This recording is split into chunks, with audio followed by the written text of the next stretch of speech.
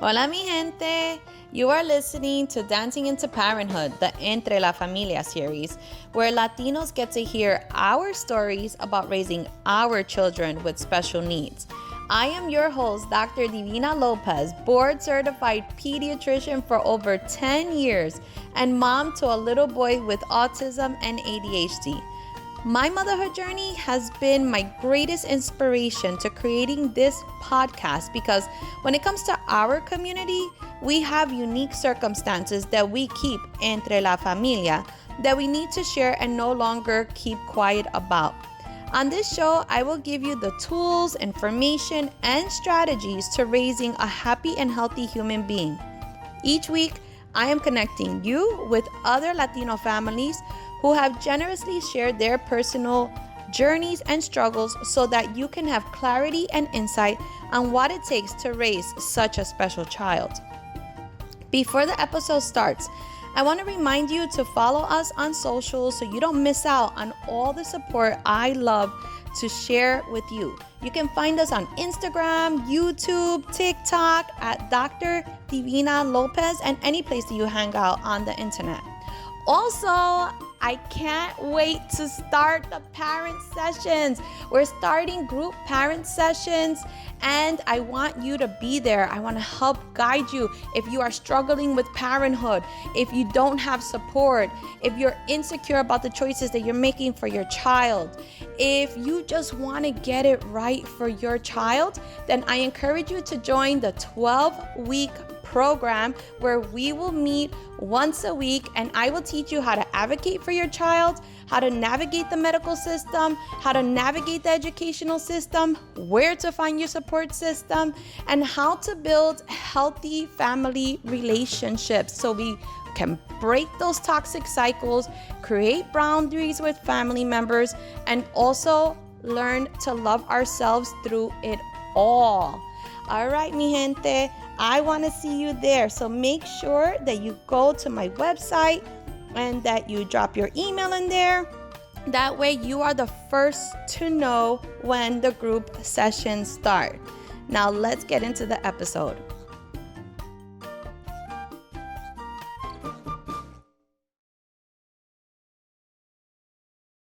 I'm curious, like what is Abram's experience, right?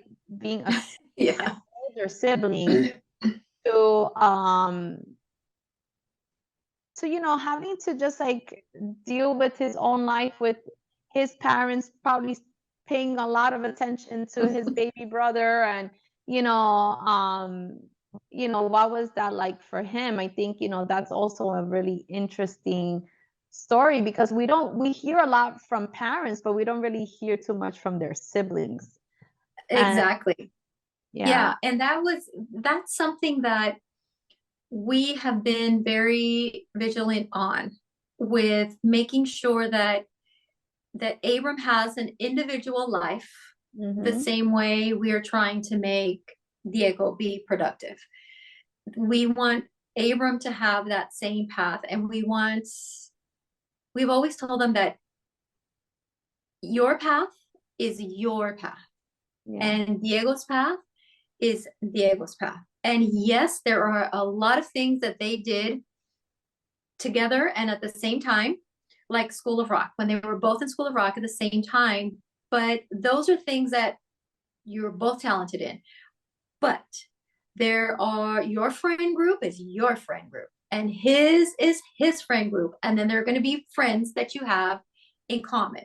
And so there was a time that we did have to have a sit down with Abram to explain some of the things that were going on with Diego.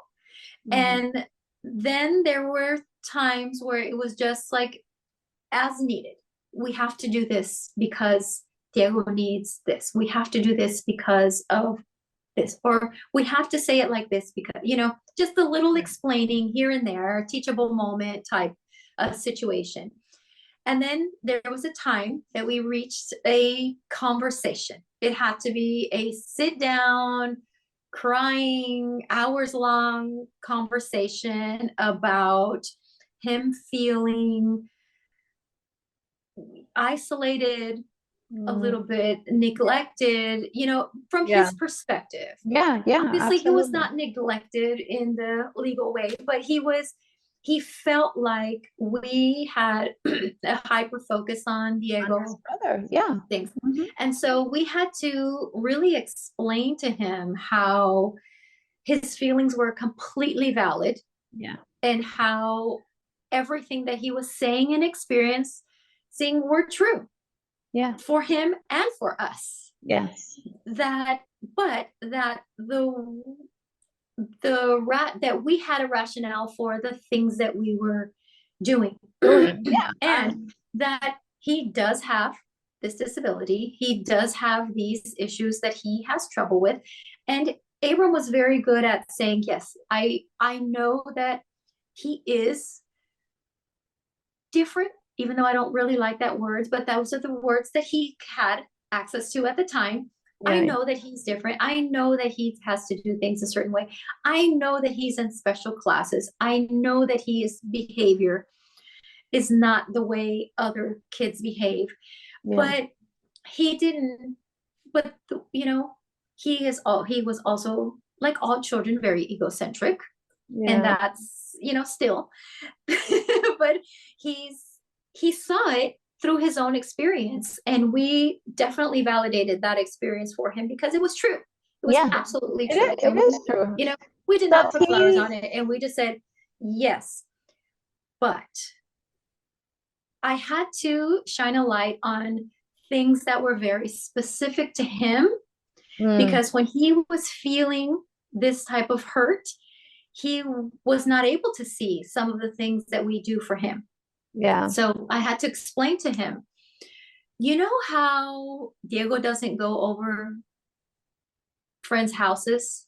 Mm-hmm. It's because of this situation. Right. You have gone to your friends' houses all the time. Yeah. Yeah. So there's, the one thing, how we let you X, Y, and Z, Yeah. and Diego is not there yet. Yeah. He Yeah. cannot do those types of things because he doesn't have the wherewithal for safety things. He doesn't have the things Yeah. that we sort of buffer him with. You don't need those things. So you get to do all of these other things that Diego cannot do. There are going to be some things that Diego will never be able to do. Yeah. In the time that you are within our household, Right. when we're raising you within our household. Right. And then there's going to be things that he will accomplish. Right. But we had to specify for him, you are going to go through life in the most common way. Yes, you're going to have hiccups. Yes, you're going to have things that are going to that are going to come into your life that are going to be challenging for you, but you're going to be able to get past them with coaching, with normal life things. Diego's it takes him it takes him longer, and it takes him a different way to logically understand things, or he sees them in a different way. It's just, we had to explain to him that there are differences, and that he gets what he needs, and he gets all of the things that he needs, and Diego gets all of the things that he needs, and they don't have to look like each other. Yeah. And there are things that are going to look exactly the same. For example, your basic needs, both of you are going to get fed, both of you have clean clothes, both of you are going to have education, both of you are going to do all of the things at the right time, when it's right time for you. And then there's going to be things that we have to prepare for Diego, that we don't have to prepare for you, but not for lack of attention. It's because you have already reached that milestone, Right. that Diego has not reached. And we had to explain to him in the way about the friends. Yeah. You can go to parties. We can go and drop you off You Yeah. can go to your friends' houses. You can do all of these things, but he can't Right. Right. because the other parents are not equipped Right. with the skill set of how to deal with a child with autism. Right. And So did you find support for Abram? the support that we gave Abram was doing all of the things that he wanted to do.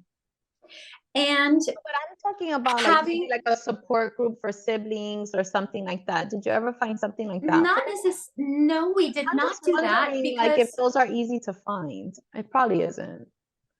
I've always wondered about that. I have always wondered about that because I knew that it was going to be difficult for him because it's only the two of them. Yeah. Yeah. So I knew that there was going to be a part of Abram's life where he felt a little alone Yeah. or somewhat of an only child because he's going to have his path is going to be straight and narrow, Right. and we didn't also get into any sort of support groups with other parents of autism either. And I Mm. think Okay. that it was probably because we both had full-time jobs. We both were committed to doing everything that we needed to do as parents that sort of went by the wayside, really.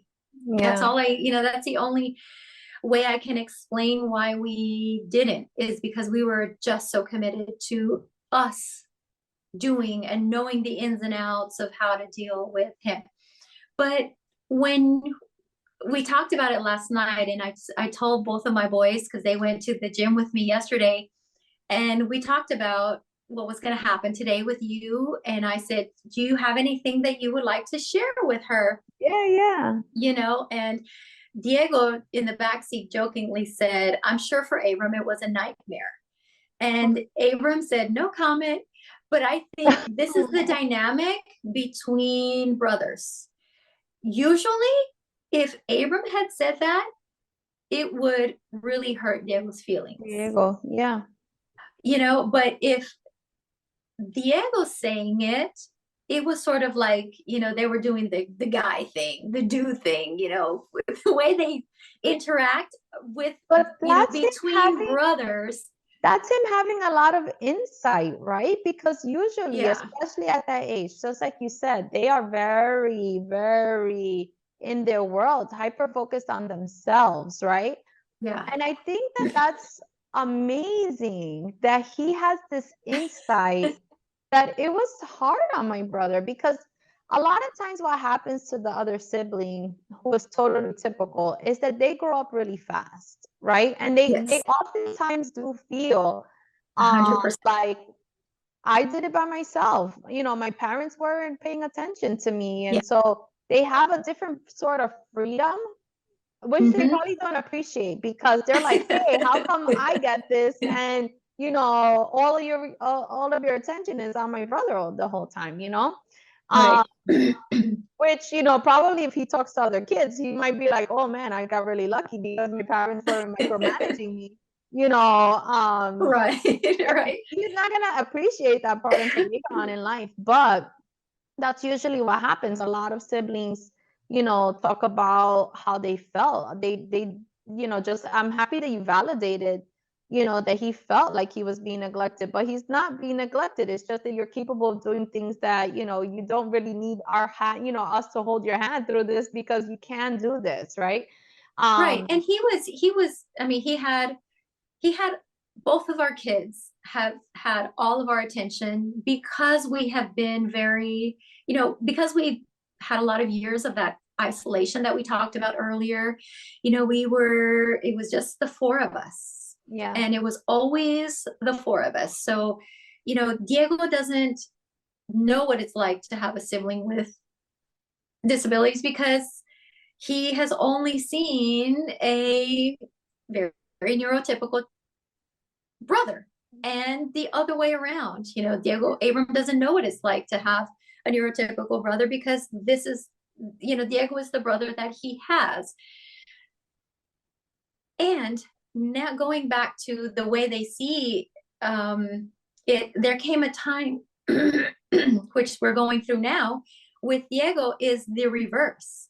Now, Diego thinks that all of our attention is on Abram, but it's because it was like Abram gets to do this, and Abram gets to do that, and Abram gets to do this, and how come for Abram? And it's because we had to tell him this is Abram's stage in his life.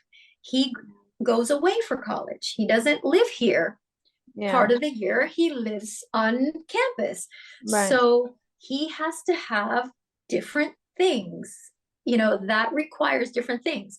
When you're going to college and you live at home, you don't need those things. Right. If he were to have gone to college in town, then he wouldn't have had any of these things that we're doing. But because he is going out of town, it's necessary for us to do these types of things for him.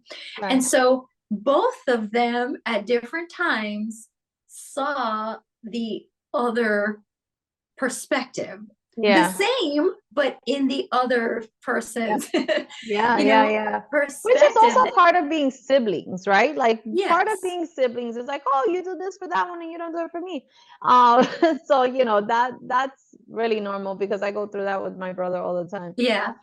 Even to one of the things that I will say, one of the things that I love about Abram's friend group is that all of his friends are so kind and so patient with Diego that I 100% know that they know, but they do not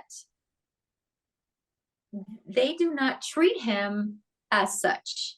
They treat him like a dude. They treat, you know what I mean?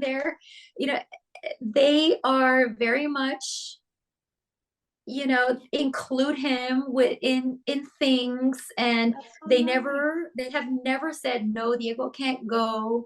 It has always been, if they're here, Diego's included. And if he's not, it's because he's doing his own thing in his room. And I should also say that there are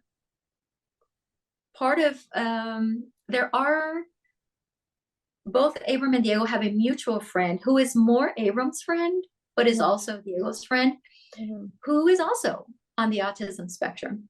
So part of Abram's core friend group is another guy with autism, and they treat him the same way. They understand his limits, and they're fine with it. They're fine with it. And I think that the reason that could happen is because Abram has all of his life only known a brother with autism. So when he encounters a person with autism, I can see how that is completely normal for him. Yeah. It's just the way he's able to talk to Diego's friends, other of Diego's friends who have autism, and he's able to talk to his own friend who has autism, and consequently their friends have become our friends. So we have a bigger network of how we deal with, I guess our network that we were talking about that we didn't have early on, we have it now through our children's friend groups. Those are now our friend groups, and we have shared with them, and they have shared with us their experiences with having these children of the friend group, that how they deal with it, and how they've asked questions and have been very kind and very interested in, because they love Diego and the other child. They see how talented they are. They see how, how well-rounded they really are. They have seen them grow and progress and change in positive ways. They have seen so much growth that even they start seeing or changing their own perspective, saying like, we have friends who knew nothing about autism. Right. And then we have friends who had their own Experience with it. Yeah. experience with autism, or what they thought autism was, and seeing these children be on stage and perform, or just being in their company, it changes the way they about people with autism, because they have seen our children develop, Right. Right. and they have seen how capable they are, um, navigating life. And it is, you know, one of the things that we have really advocated for is to do all of these extracurricular activities, Mhm. even when it's uncomfortable. You Yeah. have to get them to Yeah. do other Yeah. things rather than just the things that they're interested in, because him doing School of Rock really propelled his social interactions forward Yes. by leaps and bounds. And being able to see on stage, in our experience, 3 children with autism perform the mess out of these rock songs, and just because you know where they came, how far they have come, and Yeah. what it takes to get them in public, what it takes to get them to speak to On a people. And stage. then you Yeah. put them on a stage where they have to emit a persona, and they have to, get through the song from beginning to end, and they can't mess up, and they can't try it again, and they can't, just all of those things together. It is amazing how capable they can be, and that they are not limited Mm-hmm. by their diagnosis. They are absolutely not limited by their diagnosis. All they need is somebody to coach them through life. All they need is somebody to push them forward, to Mm-hmm. get them To out of their believe in comfort them. zone, Yes. to really just encourage them and continuously tell them, you can. Yeah. It's hard, yes, but because that's how life is set up. Things are going to be hard in life, and not everything that we have done. And we have shared with them, college was hard for us too. Don't think that, Oh yeah, because right. we're neurotypical, it wasn't Typical, that hard. it was It is easier hard, for and us. it's Yeah. going to be hard. A lot of things are going to be hard. Anything that you pursue is going to have difficulties and challenges. And the fact that you do it and you stay committed to it, and then at the end, you will have accomplished whatever it is that you set out to do. And it has been amazing Yeah. It will just to be the see all rewards. of the things Yeah. Yeah. that he has been able to do, from a child who was nonverbal to a child who can sing the mess out of Led Zeppelin, Ozzy Osbourne, the I Foo love it Fighters, like so all the much. things that he has performed on stage. You just stand there in awe Yeah. Yeah. that these children can do these things, and all it takes is that encouragement. Yeah. I That's love all it. it I takes. love it. I love it. We're gonna end there because that is Yay. perfect. Yeah. That is so perfect. Thank you so much for sharing, Diego's story with us, and for being completely candid about, your family, because these are stories that I want to share with other people, but they're very intimate Mhm. stories. And um, Yes.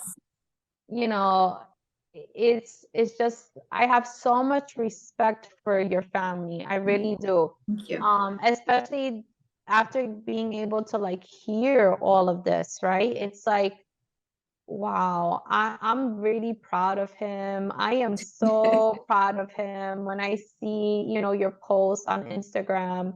And, I'm just so happy that you have this beautiful family. It's really, um, you know, uh, I would love for your husband to like form a group for dads. I think, that would be amazing. I really believe that. Or for husbands even, just, Yes.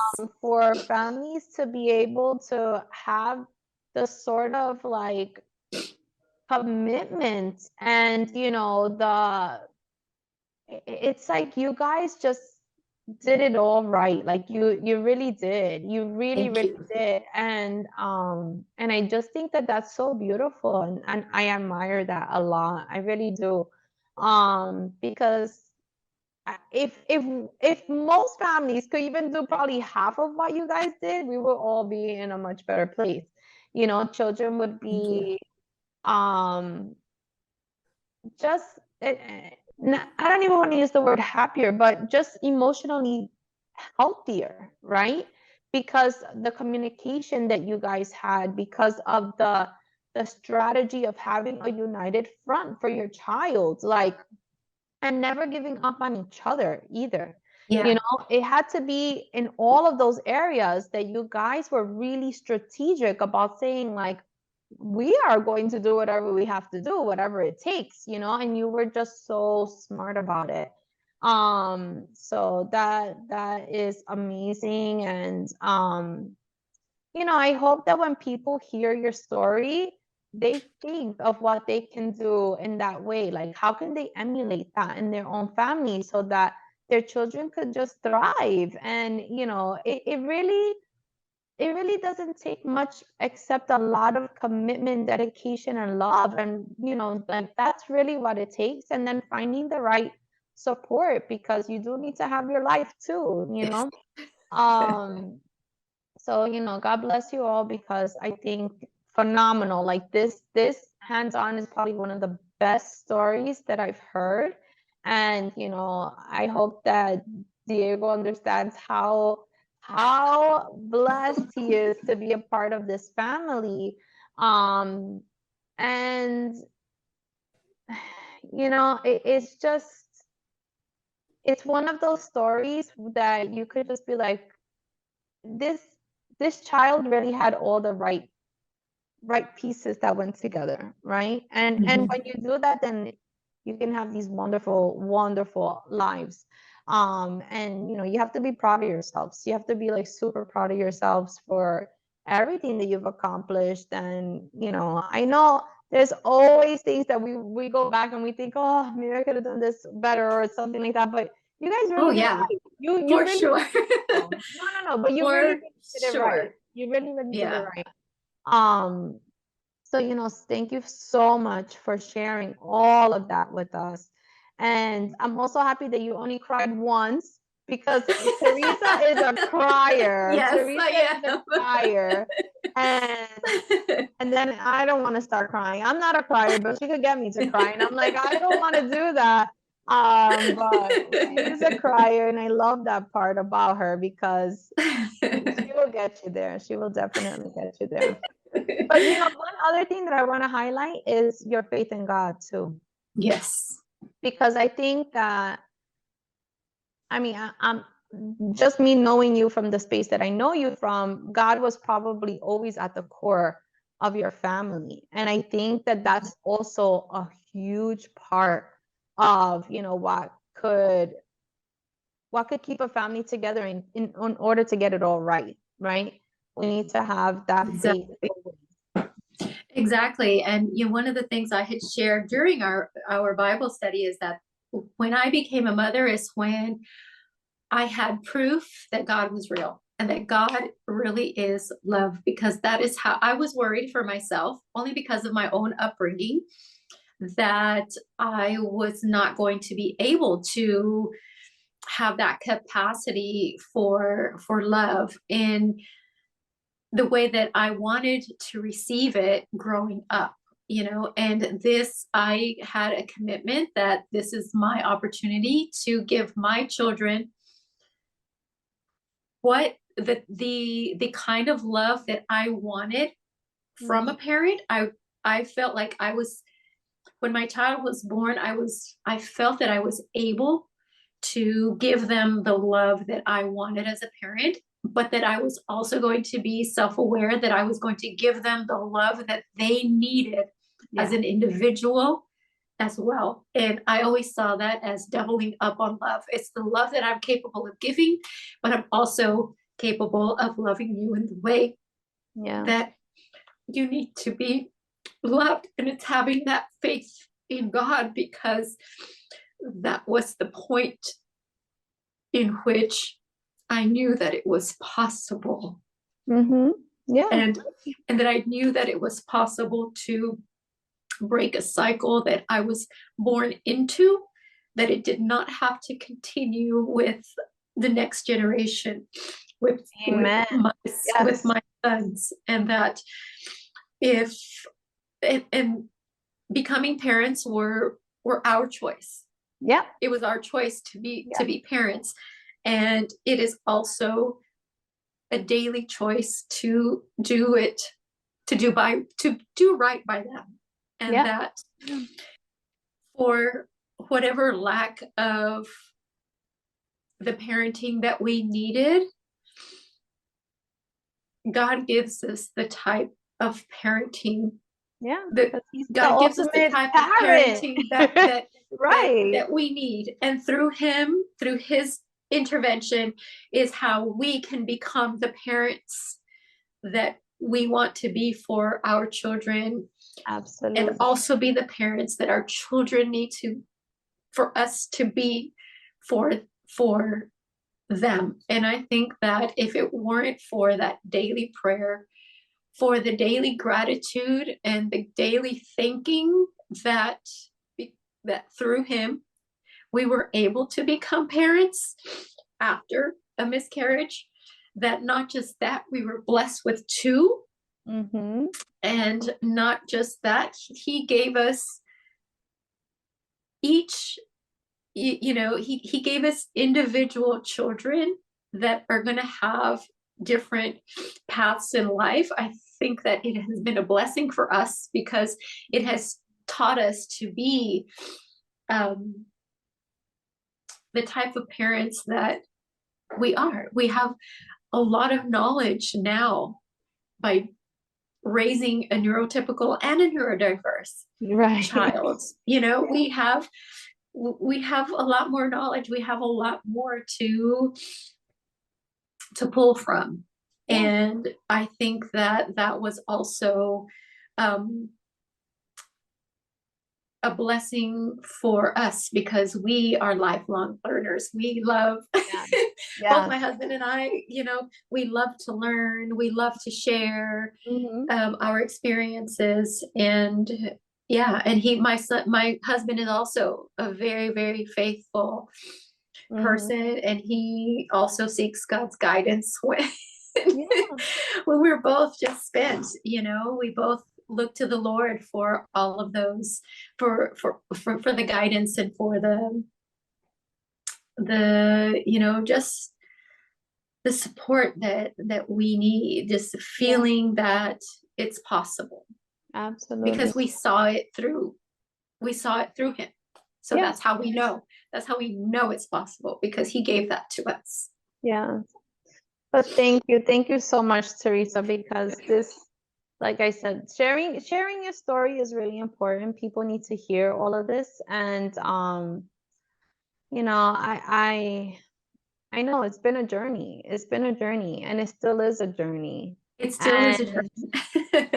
And it comes with its challenges, but it's also a really, really beautiful journey.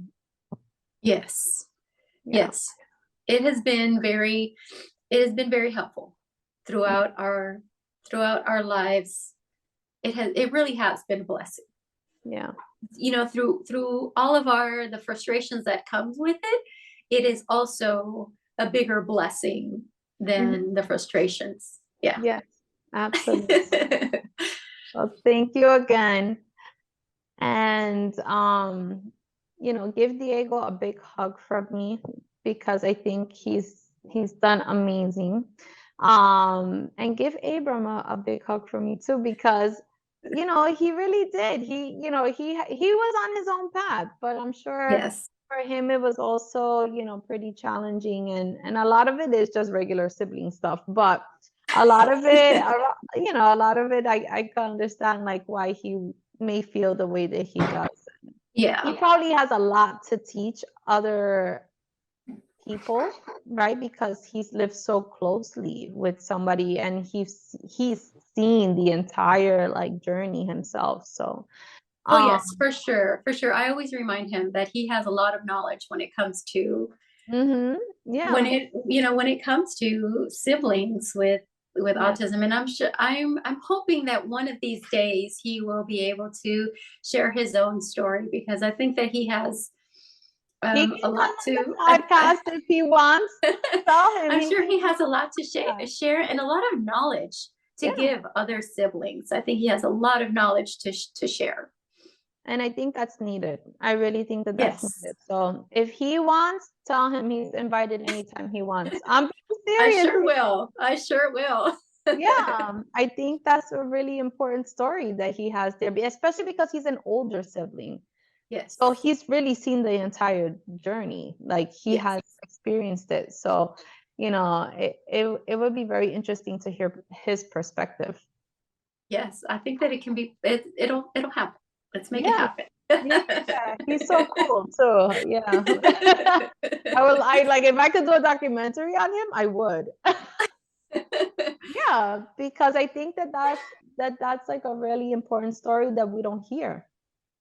We don't hear Right. those How stories can we too get often. involved in how can we get involved in making a documentary? That's our next step He as doesn't moms. have any friends who do like they don't do this stuff now. They're the young generation who That's have true. That's true. all the technology. Yeah, we have to like figure that out. I'm serious, Theresa. We got to figure this out because this is an important story. Yeah, for sure. If our stories as Latinos aren't being told, that's what it is now. Like our stories aren't being told, so we have to tell them ourselves. Ourselves. Yeah. Absolutely. Yeah.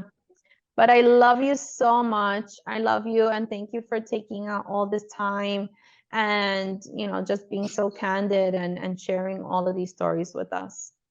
Yeah. Well, I love you back, and thank you Mhm. for having this platform for us to come on and share our stories. I think that it's very, very important work that you're doing, and I wish you continued success, even though you already have it. I wish you Thank you. continued success. I wish it, on you tenfold. And I wish Aaron a successful school year and a Thank successful you. life. And I know that having you as his parent and as his biggest advocate, he is on the path to greatness as You so well. And I thank you for sharing your story and being so vulnerable, much. and just and not only your story as a parent, but your expertise as a pediatrician. I have found them so, so helpful. I know I don't tell you all the time, but I have told you before. And every little time that, that I tell you, I just know that I really, really appreciate all of your wisdom, all of your insights, and just that the Thank you. information is coming from you. That's who parents like us need to hear it from. We need to hear the Latino Thank you. voice. We need to hear all of that perspective, because you have it because of your experience, and we need to hear it. And we need to get more parents to feel more comfortable with not only telling our story, but feeling capable that they Yeah, can do it too, that they yeah. can We have to successfully empower raise a empower them. child with Yes. autism. Yeah. Yes. Yeah. Thank you so much. You are so sweet. I really it touches me in a huge way, because I really love neurodiverse people. Even if Yes. I didn't have a son with autism, I just love neurodiverse people. I always did. And I actually wanted to do a fellowship in developmental pediatrics, and I wasn't able to do that because I had gotten married, and Mhm. that's a whole nother story. But I always loved always love neurodiversity because I feel like I understand them because I am neurodiverse myself. And I think that they're just really beautiful, special people. And I also think that I I I really think this, and I'm gonna say it. I think that humankind is just like really evolving into more neurodiversity, and Yes. we have to do better by them. We have to have better schools for them. We have to have better communities for them. We have to have better understanding for them. And I think that people like Abram are going to be the people that help other people understand how to live with neurodiverse people. Absolutely. Like just how he accepts his friend for who he is. And Mhm. he's probably been a big reason why that group of kids accept those people into their, into their Right. clique, right? It's like Yeah. that's the reason why, because people taught them about it and it's normal for them. It's not Right. seen as being different or, you know, he's getting them to be all inclusive. And I Right. love that.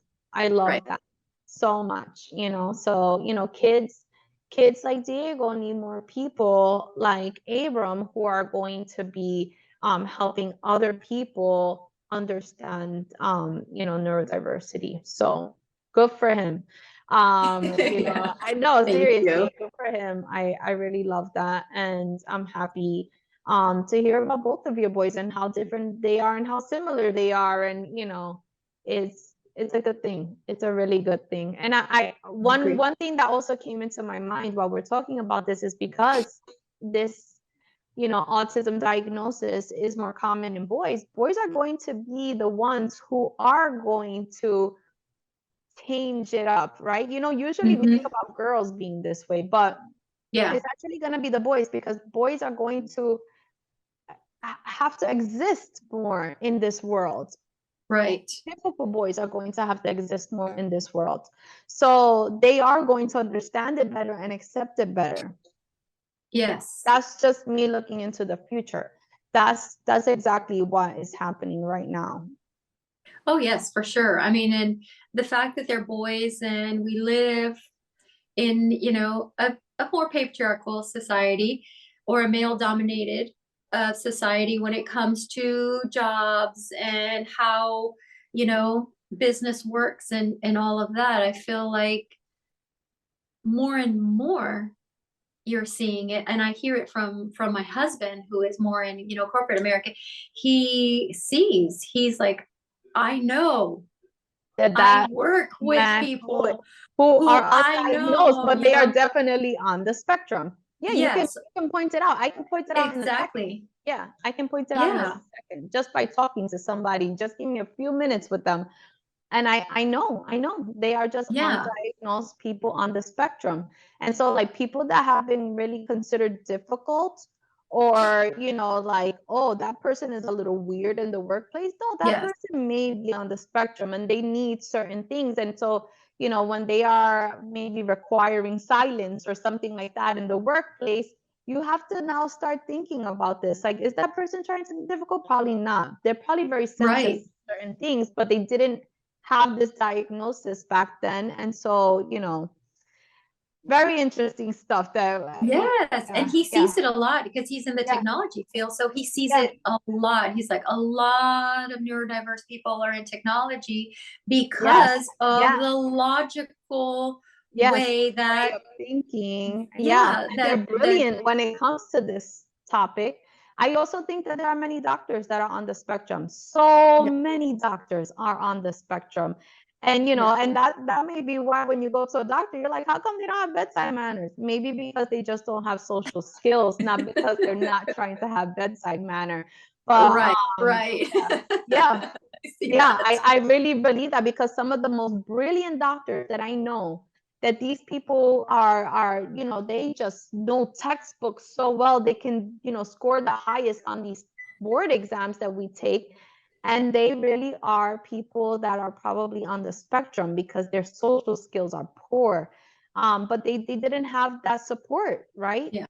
Growing up. So Unfortunately, that may be the reason why these really brilliant people just seem, right? They seem That's like they true. may That's be, true. yeah, they may seem a little cold, or they may seem like, they're Yeah. not interested in certain things. It's not that. It's Yeah. they may be on the spectrum. Yeah. I mean, and those are the examples we need to look towards, that they have found success through it. Oh Maybe they yeah, did not have their diagnosis or the labeling, but they found success anyway. And we need to look towards those examples for our children to say, look, it's possible. It is yeah, possible. And now at this, throughout their lives, we have to say, and now look at you now. yeah, Now for you, it is now possible for you too. You have yeah. made it a possibility for someone else, and now you can be an example for Absolutely. the next person coming Yeah, yeah. on that same path. But thank you so much, Divina. I really No, appreciate thank you, you. Theresa. Thank you so much. You've been amazing. And like I said, thank you for sharing your story about your family. It's a beautiful story, actually. You're very welcome. I appreciate you. All right. Thank you. Bye.